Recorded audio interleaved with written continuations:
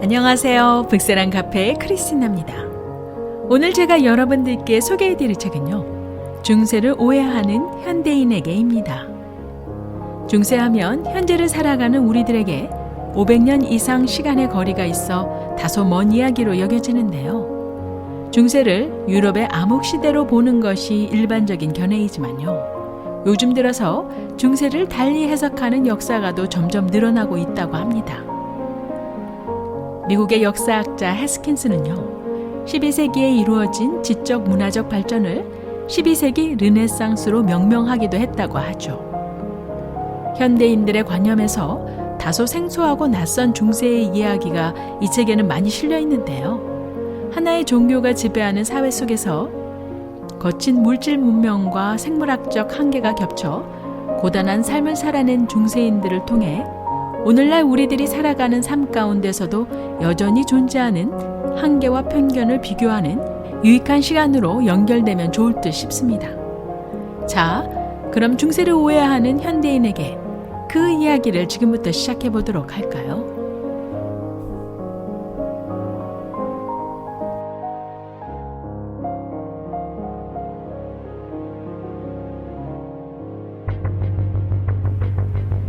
(14세기) 중엽 유럽을 공포로 몰아넣었던 흑사병에 관해서는 당시 전염병이 어떻게 발병해서 퍼져나갔는지 정확히 밝히기는 어렵지만요, 중세 당시뿐 아니라 그 이후에도 억측과 오해가 있었다고 합니다. 아직도 근거가 확실치 않지만요, 우리가 아는 바로는 흑사병이 유럽에 들어오게 된 경로는 1346년 흑해 연안에서 몽골군과 제노바 상인들 간에 벌어진 전투 중에 성을 공격했던 몽골군 사이에 전염병이 퍼지자 몽골군이 흑사병 감염으로 죽은 동료의 시신을 제노바 성 안으로 던져 넣어 흑사병이 확산되었다는 주장이죠.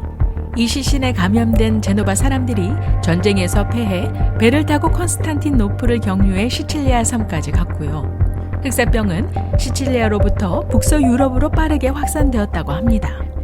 하지만 흑사병에 걸린 제노바인들의 배가 흑해에서로부터 시칠리아 섬까지 항해하는 것은 불가능해 보이는 일이어서요, 이러한 해석은 근거가 확실치 않아 보인다고 하죠. 그러나 지금까지도 몽골과 제노바 간의 전투를 최초의 세균전이라고 부르고 있고요, 전염병의 확산 책임을 몽골인들에게 떠맡기는 유럽 중심적인 해석이 지배적이라고 할 수 있습니다. 또 다른 흑사병에 관한 오해는 베네치아 감염 무도회에서 나오는 메디코 델라 페스테라고 불리는 감염이었는데요. 예전에 이 감염은 흑사병 감염을 방지하기 위해 의사들이 썼던 감염이었죠. 긴 부리와 눈구멍만 나 있는 새부리처럼 보이는 이 가면은요, 가면의 생김새 때문에 당시 사람들은 가면을 쓴 의사를 부리 가면 의사라고 부르기도 했습니다. 이런 모양의 가면을 쓴 이유는요, 흑사병이 공기로 전염된다고 믿었는데요. 우선 공기의 유입을 막기 위해 긴 부리에 작은 구멍만을 내고 부리 안에는 각종 향신료, 허브 등으로 채워 소독의 효과를 내려고 했죠. 의학이 발전하면서 알려진 사실은요, 흑사병은 호흡기 전염병이 아니라는 사실입니다. 당시 가장 비이성적으로 흑사병을 해석했던 사람들은 기독교인들이었는데요. 흑사병을 막아준다고 알려진 성인 세바스티아노와 성인 로코스에 의존했다고 하죠. 일부 사람들은 회개한다는 이유에서 자신의 몸을 가혹하게 채찍으로 때리면서 거리를 배회했다고 합니다. 이렇듯 허위일수는 전염병보다도 어쩌면 더 무섭다고 할 수 있죠.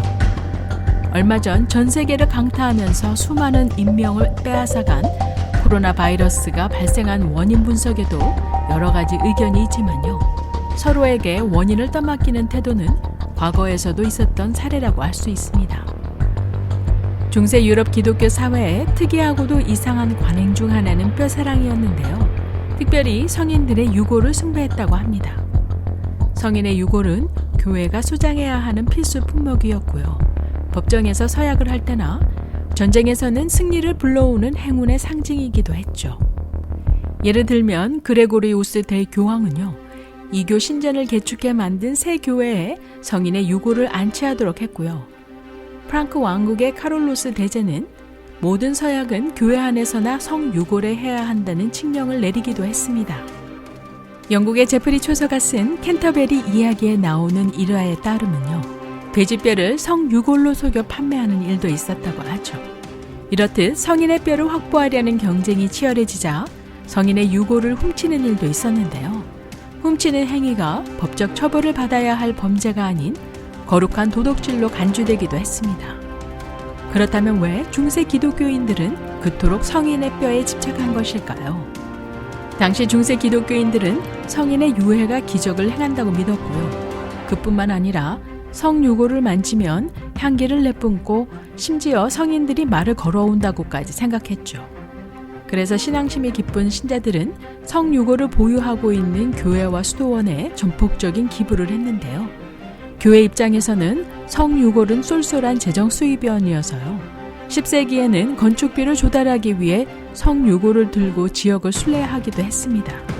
중세 후반에 이르러서는 성유골을 순례하고 참배하는 이들에게 면벌부를 부여하기까지도 했죠. 평생을 십자군에 헌신했던 프랑스 왕 루이 9세가 자신의 마지막 십자군 원정지인 북아프리카 티니스에서 사망하자 그의 유해를 차지하기 위한 치열한 공방전이 벌어지는데요. 남부 이탈리아의 왕이었던 동생 샤를이 티니스에서 가까운 팔레르모로 시신을 옮기자고 제안했지만요. 아들인 필리포 3세가 이 제안을 거절하면서 아버지의 유해는 주상들이 묻혀있는 생드니에 안치해야 한다고 주장합니다. 서로의 의견이 팽팽한 가운데 결국 최종 타협안은요. 동생이 형의 살을 차지하고 아들이 뼈와 심장을 가지기로 한 것이었는데요. 이와 같이 성유골을 숭배하는 전통으로 인해 루이 9세는 죽어서 자기 몸을 온전한 상태로 유지할 수조차 없었죠. 16세기에서 17세기에는 마녀 사냥의 폭풍이 유럽을 휩쓸고 지나갔는데요. 그 결과 수많은 사람들이 비참하게 희생되었습니다. 1486년에 출간되었던 마녀를 심판하는 망치에서 악마와 마녀의 존재를 의심하는 자들은 이단이라고 했는데요. 사실 이 책은 마녀 사냥의 베테랑인 도미니쿠스 수도의 수도사와 야코프 슈프랭거가 저술한 책으로서요. 마녀를 색출해내고 고문하는 방법을 구체적으로 소개한 안내서와 같은 책이었죠. 이 마녀 사냥을 안내해주는 책에서 마녀를 판별하는 핵심 조건은 악마와의 계약이었고요. 악마와의 계약을 맺고 악마의 연회에 참석한다는 말도 되지 않는 이야기를 증명할 수 없기에요. 대부분의 마녀를 판정하는 최후의 방법으로 혹독한 고문을 가해 얻어지는 자백이었습니다. 많은 경우 혹독한 고문에 못 이겨 자백을 하거나 거짓으로 공모자를 실토할 수밖에 없었는데요. 그러면서 여럿몰이 누명 씌우기 등이 함께 일어났죠. 또한 이 책은 1600년까지 28판을 찍어낼 정도로 베스트셀러에 올랐는데요. 사실 이 책이 성공할 수 있도록 도움을 준 사람은 교황이었습니다. 교황 인노켄티우스 8세는요. 책의 서문에서 악마가 전 인류를 지배하려는 야심을 품고 있는 만큼 교회는 전력을 다해 악마와 싸워야 하고 그 뿌리 깊은 마성을 완전히 금멸시켜야 한다는 악마와 마녀와의 전쟁을 선포하면서요. 마녀 사냥 활동을 방해하는 자들을 파문한다는 칙서를 내리게 되죠. 이러한 터무니없는 이야기를 믿고 무고한 이웃을 고발하는 사람이 없었다면 그토록 끔찍한 마녀 사냥의 폭풍은 일지 않았을 텐데요. 밀고의 대가로 받은 금전적인 보상을 바라면서 무고한 여성들을 마녀로 고발하는 일들이 대중 사이에서 생겨났습니다. 하지만 그들만의 탓으로 돌릴 수 없는 것이 만성적인 기근과 그로 인한 기아, 전염병 창궐, 봉건 영주들의 착취 등 대중에게 닥친 불행의 원인을 알지 못했던 상황 속에서 대중들은 지식을 주도적으로 이끌었던 교회와 성직자들에게만 의존할 수밖에 없었죠. 20세기 후반에 만들어진 최악의 마녀 사냥은 1950년대 미국 사회에서 메카시즘이라고 불리는 공산주의자 사냥의 열풍이 불었었는데요. 공산주의자들이 정부에서 정책을 만들고 있다는 메카시의 고발 후 600여 명의 공무원, 연예계 종사자, 교육자, 노동운동가들이 청문회에 불려나갔고요. 직장을 잃고 투옥되기도 했습니다. 하지만 열풍이 수그러진 후 재심이 진행되자 이들 가운데 유죄 판결을 받은 사람들은 단 한 명도 없었죠. 확실한 근거 없는 고발과 무비판적 여론몰이의 결과였습니다. 유럽 역사에서 우리들이 알고 있는 고리대금업자 하면 유대인을 떠올리는데요. 실제로 유대인 상인보다 기독교 상인, 특별히 이탈리아 상인이 대부업을 주도했다고 하죠. 당시 교회의 가르침에 따르면 이자가 높거나 낮음에 상관없이 원금 이외에 한 푼이라도 더 받으면 그것은 큰 종교적 제약이었고요. 이자 대부업은 결코 구원을 받을 수 없었습니다. 이탈리아 파도바에 가면 스코로베니 예배당에 있는 조토의 프레스코화에 목매달려 있는 유다의 무기력한 모습이 있다고 하는데요. 돈 몇 푼 때문에 그리스도를 배신한 유다는 탐욕스러운 상인이자 이자 대부업자로 그려져 있죠. 당대 최대 화가였던 조토에게 그림을 의뢰한 사람은 파도바의 대표 귀족 가문 출신 엔리코 스코로베니였습니다. 그는 이탈리아의 악명 높던 이자 대부업자였죠. 그의 아버지인 리날도 스코로베니 역시 이자 대부업자였고요. 신곡의 저자 단테는 리날도를 지옥에 처박아 놓기도 했는데요. 엔리코가 조토를 불러 지옥에서 고통받는 이자 대부업자 유다를 그리게 한 것은 아버지와 자신의 죄를 회개하고 구원 얻기를 간절히 바라는 마음에서이기도 했죠. 동시대를 살았던 이탈리아 상인 대다수는 이자 대부라는 죄를 씻기 위해 임종전의 유언장을 통해 부당하게 취득한 이자를 원주인에게 돌려주라는 당부를 했다고 하고요. 시간이 지나 원주인을 찾을 수 없게 되면 가난한 이들에게 자선을 베풀거나 교회에 기부했다고 합니다. 하지만 근대 자본주의가 발달하면서 이자를 바라보는 사회적 인식도 변화를 거듭하는데요. 빌려준 원금을 제때 회수하지 못하는 경우 돈을 빌려주게 되면 유리한 투자를 해서 합법적 이득을 얻을 수 있는 기회를 놓치게 되고요. 채무자가 돈을 갚을 능력이 없어지면 원금 손실이 발생하므로 적절한 이자를 받아야 한다는 주장이 받아들여지게 되죠. 교회나 보수적 성직자들은 지속적으로 이자가 신의 뜻을 거스리는 죄악이라고 했지만요. 20세기 초 로마 교황청은 이자를 금지하라는 2000년이나 되는 교리를 폐기합니다.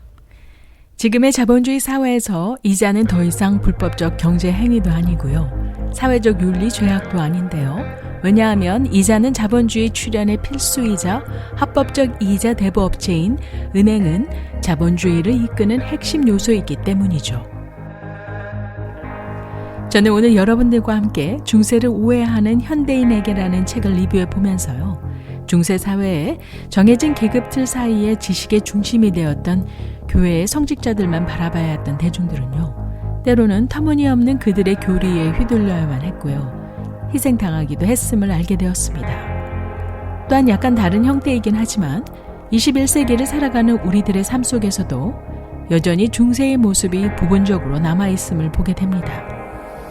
제가 여러분들께 소개해드린 이야기 외에도 책에는 더 많은 내용을 다루고 있으니 한번 읽어보실 것을 추천드리면서요. 오늘의 영상을 끝까지 시청해 주심을 감사드립니다.